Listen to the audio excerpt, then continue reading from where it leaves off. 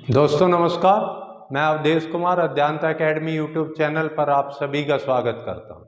और दोस्तों, अभी तक अगर आपने अपने इस प्रिय चैनल को सब्सक्राइब ना किया हो तो कृपया सब्सक्राइब कर लें और बेल आइकॉन जरूर प्रेस कर लें ताकि भविष्य में आने वाली प्रत्येक वीडियो के नोटिफिकेशन आपको मिल जाएं और आप उसका जल्द से जल्द आनंद और लाभ उठा सकें।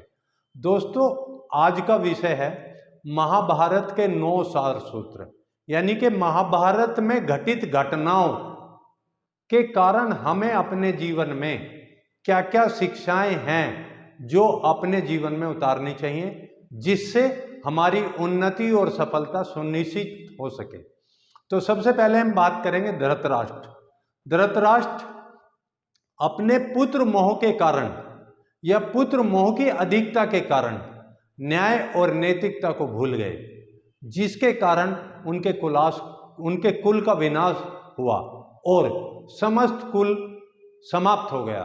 तो दोस्तों, हमें पुत्र मोह में कभी भी बहुत अधिक नहीं पड़ना चाहिए, एक सीमा तक ही उसका पालन करना चाहिए। और दूसरा जो सार सूत्र मिलता है या जो शिक्षा मिलती है वो कौरवों से, यानी कि संतानों की अनुचित मांगों को कभी भी तुरंत पूरा ना करें, बल्कि उन पर तुरंत अंकुश लगाएं और सिर्फ उनकी उचित मांगों को पूरी तरह से अवलोकन करने के बाद ही पूरा करें। अन्यथा आपके द्वारा अगर आप अपनी संतानों की अनुचित मांगों को पूरा करते हो तो आपका हर्ष भी बिल्कुल कौरवों जैसा हो सकता है। और तीसरा जो सार सूत्र मिलता है हमें, वो मिलता है करण, यानी कि आपका दान, आपकी शिक्षा, अस्त्र शस्त्र, कौशलता, सब कुछ व्यर्थ हो जाता है अगर आप अधर्मी लोगों के साथ हैं। यानी कि जब भी आप अधर्म का साथ देंगे तो आपकी शिक्षा, आपके अस्त्र शस्त्र का ज्ञान सब व्यर्थ चला जाएगा। इसलिए कभी भी आपको अनुचित और अधर्मियों का साथ नहीं देना है, ये इससे शिक्षा मिलती है।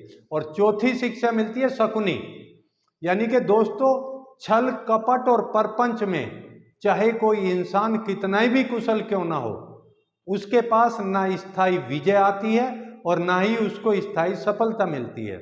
इसलिए आपको जीवन में छल कपट और परपंच से बचना पड़ेगा, अन्यथा आपका विनाश है और आपके पास स्थायी सफलता नहीं आएगी। आपको छल कपट और परपंच से जितनी जल्दी हो सके उतना दूर रहना पड़ेगा, उनको उतनी जल्दी छोड़ना पड़ेगा। और पांचवा जो सार सूत्र है वो मिलता है हमें दुर्योधन से। दुर्योधन संपत्ति, सत्ता, शक्ति, इन तीनों का दुरुपयोग करते हैं और अपने पिता के राजा होने का एक गलत फायदा वो उठाते हैं और दुराचारियों का साथ देते हैं। इसलिए न सिर्फ अपना बल्कि अपने कुल के विनाश का भी कारण बनते हैं। इसलिए आपको दुर्योधन की नकल नहीं करनी है, बल्कि उसके जितने अवगुण हैं उन सबको अपने जीवन से निकालना है।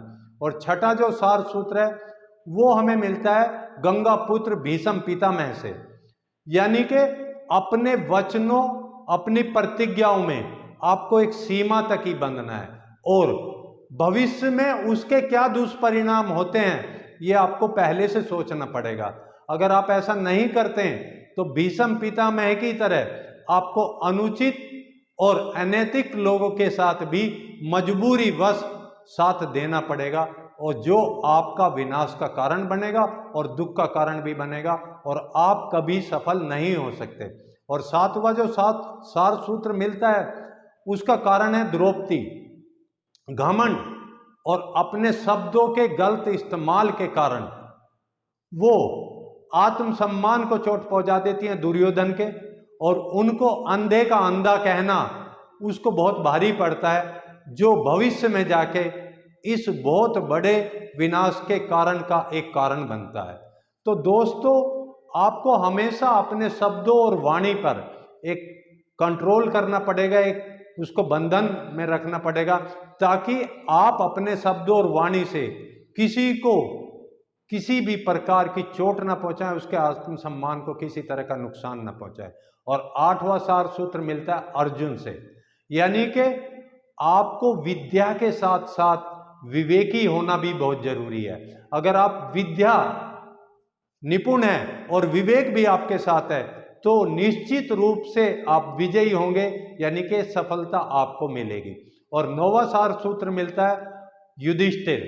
युधिष्ठिर यानी कि नीति, धर्म, कर्म, इन सब के साथ जो इंसान अपने जीवन में आगे बढ़ता है उसको विश्व की किसी शक्ति के द्वारा डरने की आवश्यकता नहीं है, यानी कि इस विश्व की कोई भी शक्ति उसकी विजय या उसकी सफलता को नहीं रोक सकती।